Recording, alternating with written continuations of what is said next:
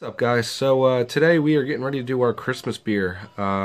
It's December 3rd, so I'm running a little close to getting this in before Christmas, but we're going to make it happen. So we're doing a gingerbread stout today. Last year I did a gingerbread brown ale, came up pretty well. I won second place in spiced beers with that beer. So this year I'm going to try to do it as a stout. I'm trying to get it close to what the Hardywood gingerbread stout is. If you've ever had that, it's by far one of the better spiced stouts you'll ever have. Big things about that is it's very mild ginger. It's a big ginger, but it's not that spicy ginger. So we're shooting for that. So let me show you what the grain bill looks like. Okay, so here is our grain bill. Let me just scroll up. Alright, so we have 10.8 ounces, or 10.5 pounds of maris cider, 2 pounds of biscuit, 1 pound of chocolate, 1 pound of 120, 1 pound of flaked oats, 2 ounces of black barley, some milk sugar, some neutral hops, ginger root, cinnamon powder, but I'm going to use sticks, and San Diego super yeast. We're using 2 packs because I did not do a starter this time. And then we're doing some wildflower honey and some vanilla beans. So, looking at this, this is the reason I'm choosing these malts. I'm trying to make this exactly like gingerbread, so almost like a gingerbread cookie or a ginger snap. So we're doing a lot of things that are going to promote biscuit. So we got the maris cider and the biscuit malt, which are 2 malts that are definitely going to promote that. We got a little bit of chocolate just to give it some sweetness and give it that chocolate taste. Some real dark caramel malt and the flaked oats for body. So we'll see how that comes out. This is pretty close to the Hardywood version. I have it right here. So here is the Hardywood. You can see right here, it's got 9.2 strength, 40 Lovabonds, 55 bitterness, and ours is pretty close to that. So the assumed is 10.2, but that's usually going to be less, especially with the lactose. Beersmith does not account the fact that lactose does not ferment out all the way, so this will definitely be a little lower. SRM's a little low, but that's okay. IBUs I have a little low, but I'm probably going to put a little more hops in there depending on that. And I think the hops I got are actually more bitter anyway, so we'll be okay there. So you can see, I'll show you what the ingredients are. So here's the lactose. Basically, just going to throw this into the boil, and it's just going to promote some residual sweetness and give it more body as well. Cinnamon sticks. I'm just going to grab 2 sticks out of here. Then we have our ginger root. One thing Hardywood does is they use baby ginger. And what baby ginger is basically before this is a mature root. They pull it out of the ground, and then that's what they use. Baby ginger is supposed to be a lot more mild. It doesn't give the spiciness that normal ginger gives. So we're going to use this, chop it up. I'll show you what that looks like. Then we also have our pure wildflower honey, 2 pounds of it. Couple recipes I saw, they put this in the boil. I will tell you right now with honey, you put this in the boil, you're getting nothing out of it in the flavor. The yeast will completely ferment this. So what we're going to do, we're going to put this into the, at the end of primary. It'll definitely spike up fermentation again, but we're hoping to get a little bit more of the honey out of there. Personally, I'm not a big fan of using honey, but I want to make this as close to the Hardywood as I can. So we have that here. Let me show you what our water looks like. Here's our water profile. So again, just like previous beer, we're going to do another black full. This one took a little more because the grains are a little darker. So you can see here, there's the original. This is what we're going to come out to. 51.7 in the mash. A little high on the magnesium. Right around where we need to be with sodium. Due to my chloride being so high, I pulled up the sulfate, so I want this to be close to a neutral. As you can see here, it's only off by 10. I tried to get this a little closer to neutral. So if you can see down here, I'm adding quite a few things. We're going to do some Epsom salt, some baking soda, and some chalk. You can see the effects here. We're going to do 1.2 grams of Epsom salt. We're going to do 0.4 grams of baking soda and 1.2 grams of chalk. And that's how that's going to look. Alright. So let's get on the brew day.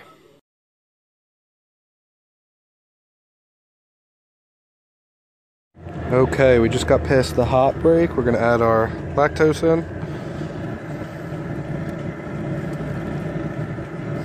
What we should probably do is turn the heat off first.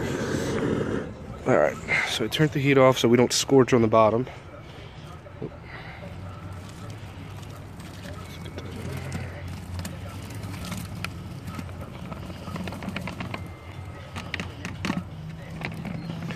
So you always want to turn the heat off anytime you're making a sugar addition, just to make sure you don't scorch it.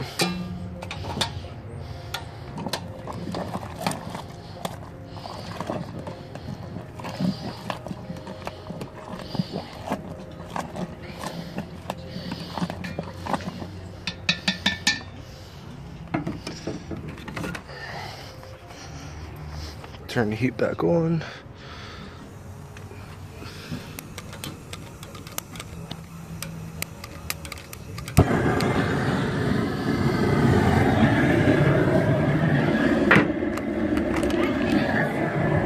And now we'll put the hops in. Alright, so there's about 10 minutes left in the boil. We're going to add our ginger. This is 2 ounces of ginger. Cut it into thin slices to increase surface area. I didn't want to cut them too small because I want them to actually filter when I go to put them in. So we're just going to pour these in. Add our Wildflower. Just stir that up. So one thing with ginger, when you put it in the boil, it's supposed to be a lot more gentle. It's not going to be that bitter burn that you get from ginger. If you put it in the secondary, you're going to get more of the burn that you get from ginger. So that's one thing you want to know anytime you're using ginger with your beer, fresh ginger. Secondary, it will be that real bitter burn ginger, and if you put it in the boil, it'll be a little more subtle. Okay, so we are at 5 minutes left in the boil. Just added my 2 cinnamon sticks. Sanitizing the pump right now, running a little bit of the boiling wort through. Smells pretty good. Alright, so we're done brew day. Came out pretty well. We were a little under on gravity or volume, but it's alright. I just boiled off a little too much. So I did not do a starter this time. We're going to pitch 2 different yeast right into the conical. Normally I would do a starter, but this time I didn't. So we're just going to pitch these right in.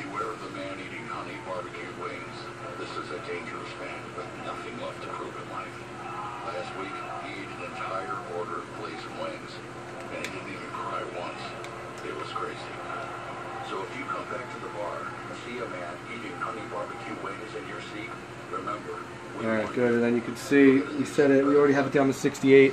The glycol chiller brought it down pretty quick. I think the hose got it down to 80 degrees. The glycol chiller got it down to about 3 minutes. So we're going to ferment for probably 2 weeks, and then we're going to age on vanilla beans for a couple days, and then get it ready for Christmas. So we'll check back in after I check the initial gravity and the taste. So let me just finish this up. Alright, so yeast is pitched. I just did my gravity reading. Let me show you what I came out with. Alright, so here's my numbers from today. You can see it was a little low coming into the kettle. My gravity was way up on my my pre-boil, and I did measure that before the lactose. Came out 5 gallons. And here's my measured original gravity. I think part of this, again, comes from that, and it's also not counting the lactose. I could be wrong there, but I'm pretty sure that's what's going on there. These numbers aren't done yet, so none of those are correct, but you can see here, came up pretty good. My brew house efficiency was 72.3. I'm not really sure why it was set to 55, but looks pretty good. Let's see what the estimated is. So if we can get this down, we'll probably get this down close to 1.020 with the lactose. So without the honey, we're coming in 8.4 if we get to 020. You got to add the honey, so that's going to shoot up. So we should be right around where the Hardywood gingerbread stout comes in. So the taste of the wort, the gingerbread's definitely noticeable. Or I'm sorry, gingerbread. The ginger was definitely noticeable. It wasn't spicy. It wasn't hot, like ginger can be. There was a little bit of cinnamon in there, but for the most part, it tastes like wort, so you can't really tell. So one thing we'll do is, if it's not where I want it to be, we're gonna make a tincture. Basically, all that is I'll get some ginger. I'll boil it up with cinnamon if we need more cinnamon. Boil it up, and then we just pour the cooled liquid from the ginger back into the fermenter, and that's how we can add ginger. I don't want to put the fresh ginger right into the kettle during the secondary or primary, because it does promote bitterness, so I won't do that. So we're gonna see how it goes. I'll give you some updates on the fermentation, and then this should be ready in 3 weeks for Christmas. So we'll see how it goes. All right, guys. So we are a little over a week. We're about 9 days from brew day. We're gonna take a sample from the sample port.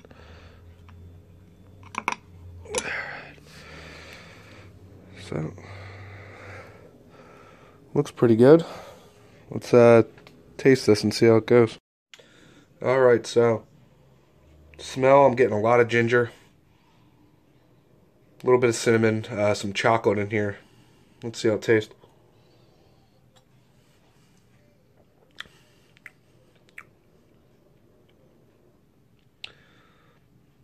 Still a little bitter. Getting a lot more of the malt character. The ginger's not as pungent as I'd like it to be. It's not a bad malt backbone, that's for sure. Definitely seems I'm a spot on with that. The ginger's a little spicy, which you would expect with the adult ginger. Again, it's not bad.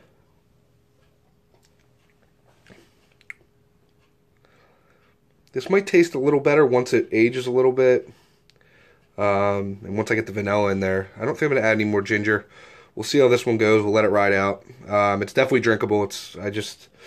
Right now it's kind of hard to tell how it's going to be compared to the Hardywood. So we'll let it ride. See how it goes. I'm going to probably add the vanilla and the cocoa beans. Or I'm sorry, not the cocoa beans. Vanilla into it probably later this week. And then I'm going to probably cold crash and get it bottled next week. So we'll see how it goes. So, alright, update you when we go. Hey guys, so tonight we're going to actually be pitching the honey into the fermenter.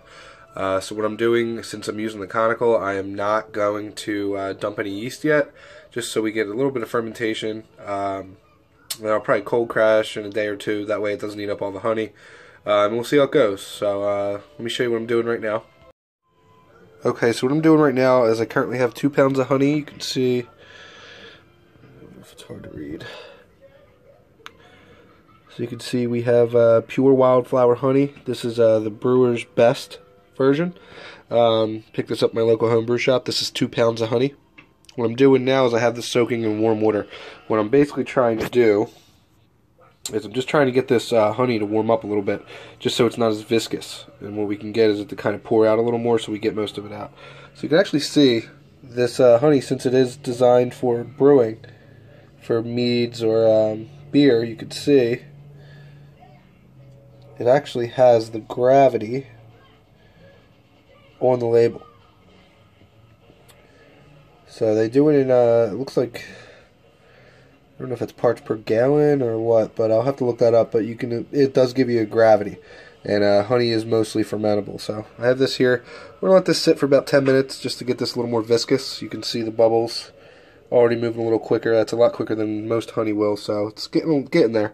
And since this is bottled, it is sterilized or sanitized, sterilized, or else it would ferment in the bottle. So any type of packaged honey like this, you don't really need to sanitize or sterilize because it is already done. So we're gonna pitch this right in.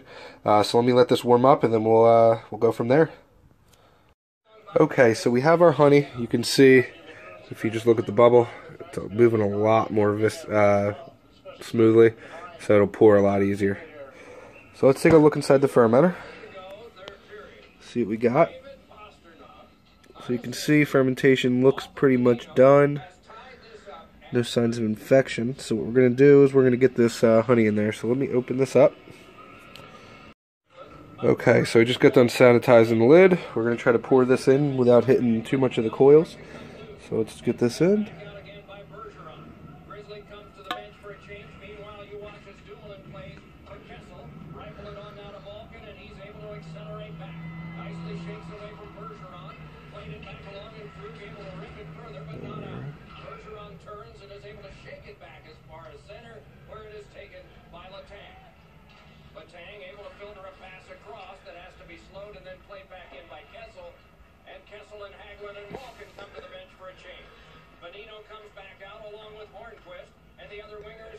Alright, so we'll let that drip a little bit to get it all in there.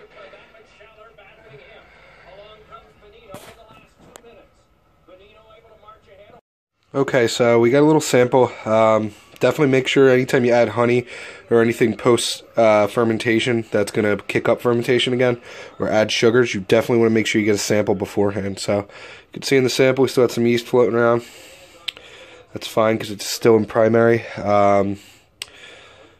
Still smells pretty good. So what I'll do is I'm going to test this just so I have a base number to go off of, so I know when the fermentation's done with the honey. So let me test this real quick. Alright, so you can see we're coming in right at about 14. Alright, looks good, right about 14.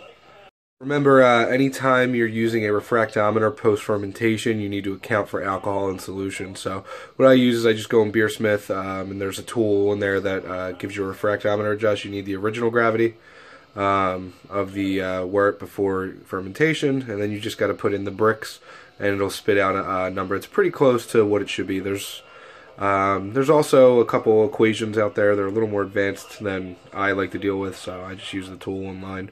You could also Google it too. There's plenty of tools out there if you don't use any brewing software. So that's on there. So now what we'll do, we'll let that go. I'll probably follow up again tomorrow, kind of see how fermentation's going. It should kick back up. We should see the bubbler going again.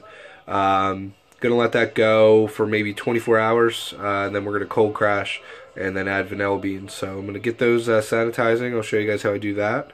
Our goal is to have this in a keg no later than next Wednesday. Today is Wednesday, so 1 week from today, because we need it ready for the following Saturday, which is Christmas Eve. So we're going to carb it in a couple days and then hopefully have it ready for Christmas Eve. So let's see how this goes. Again, I'll post an update right after this to show you guys what the fermentation looks like. Alright, cheers.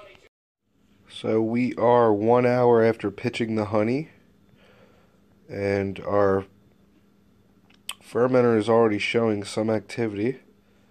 You can see the bubble right there. We're bubbling probably about 4 or 5 times a minute.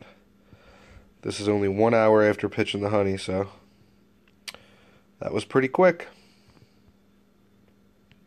Okay guys, so we're getting ready to put the vanilla beans in. So what I have here is 2 Madagascar vanilla beans. You can see here. It's showing up. It's upside down. There you go. 2 Madagascar vanilla beans. You can see the size of them. A little about the size of my hand. So what I'm going to do with these, I'm going to cut them in half. I'm going to chop them up. I'm going to throw them in a little bit of vodka for a couple hours.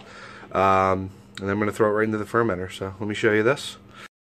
So you can see here, I just cut one of the vanilla beans. So I'll try to get this to focus, but let me get some light. So you can see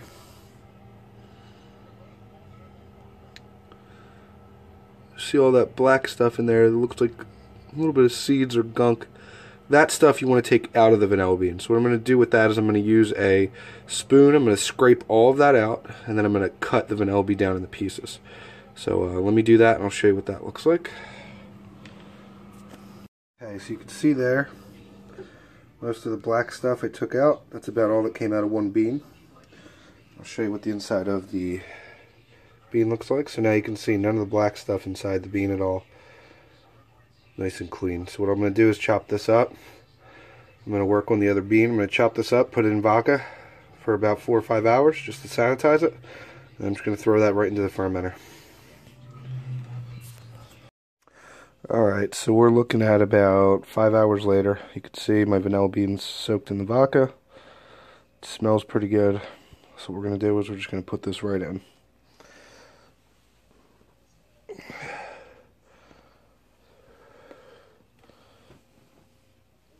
Again, you can see inside a little bit of corrosion on top from the honey. So we're just going to try to put this right in.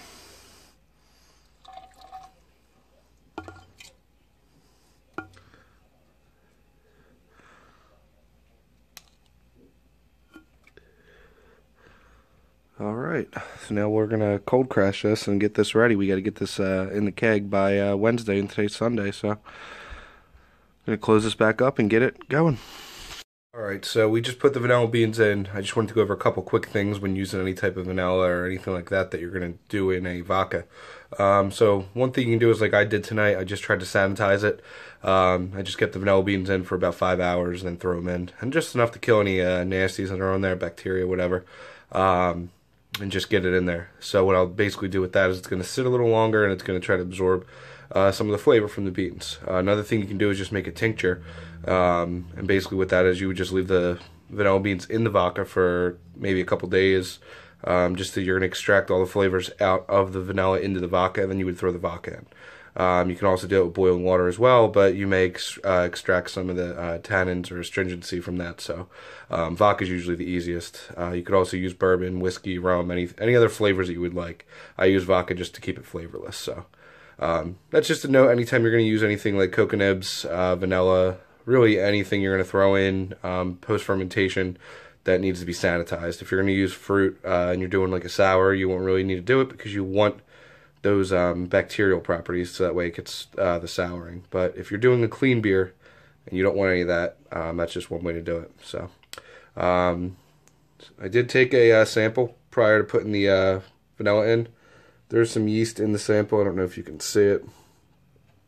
It's still pretty mucky. That's why I'm cold crashing. The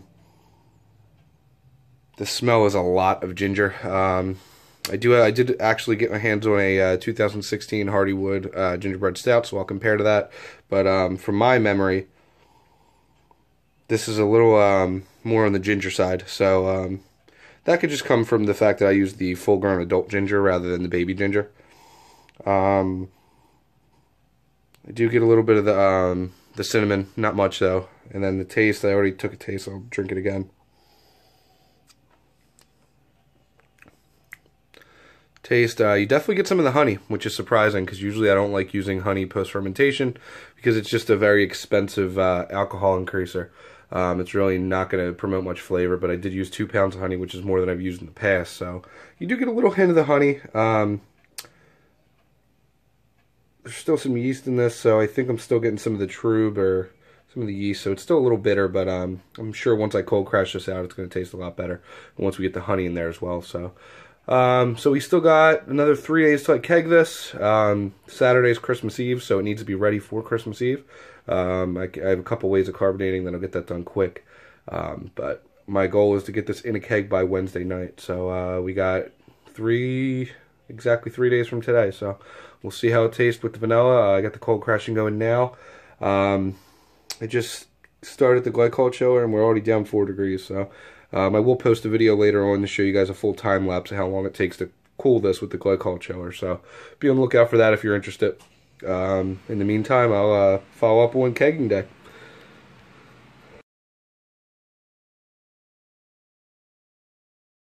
Hey guys, so just got done doing a closed transfer to get the gingerbread stout out of the keg. Got it right here, nice and clear. If you want to check out that closed transfer, I put that in a separate video, so you'll have to check that out. It was pretty good. Definitely was the reason I got the conical fermenter, so check that out if you're interested. Basically, again, with the closed transfer is a transfer that does not touch oxygen at all. So it was pretty good. Check that out. But as far as the beer goes, let's taste it and see how it tastes. Smell is definitely ginger. Lots of ginger.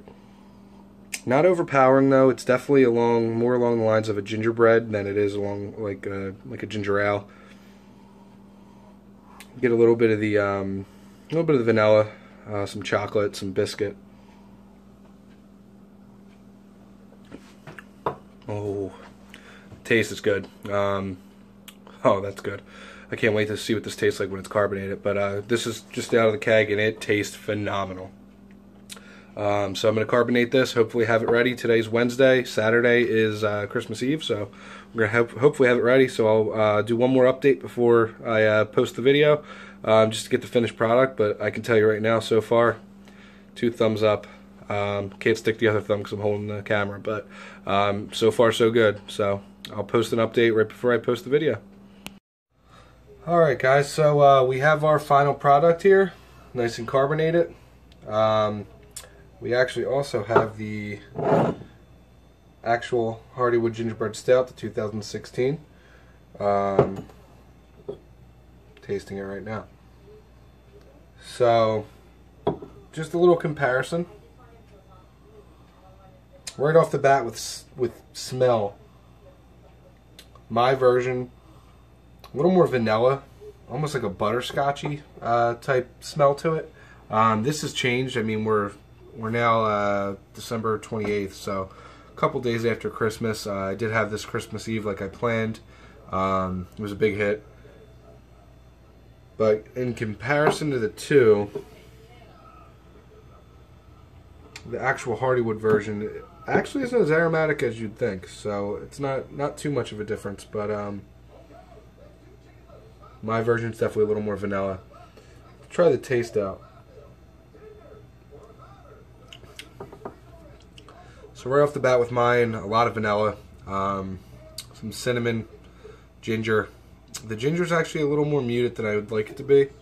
I think the predominant flavor, unfortunately, is the vanilla. And all I did was 2 vanilla Madagascar vanilla beans. So it's not bad, but it's definitely not what I was shooting for. Let's compare it to the regular.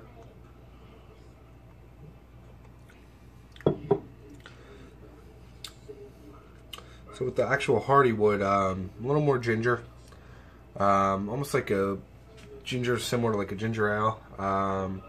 Some cinnamon in there, but nowhere near as much vanilla. So maybe the biggest thing I would tweak with this is less vanilla. Maybe just like 1 vanilla bean or even half a vanilla bean, or maybe less time. I did 3 days, maybe just a day or a couple hours. The vanilla is just very predominant in mine. It's not to the point where it's bad, but it's definitely not what I was shooting for. So, all in all, beer came out pretty well. Again, really the only flaw is just it's a lot of vanilla. First couple days that this was ready, when I served it for Christmas Eve, it was a lot more ginger and cinnamon. Over time, the vanillas came out a lot more, and it's only been about 6 days in the keg. So, just that little bit of time, it has changed. So. Maybe a couple things I'll tweak with the recipe, just maybe a little more ginger. I'm going to try the baby ginger next time instead of the adult ginger like Hardywood uses. Maybe a little more cinnamon, less vanilla, definitely less vanilla. But other than that, it's a pretty good recipe. So if you guys want to try it out, maybe try a little bit less vanilla or less thyme, and see how yours comes out. If you have any questions, let me know. Remember to like, subscribe to the channel. Look out for more videos, and have a Happy New Year.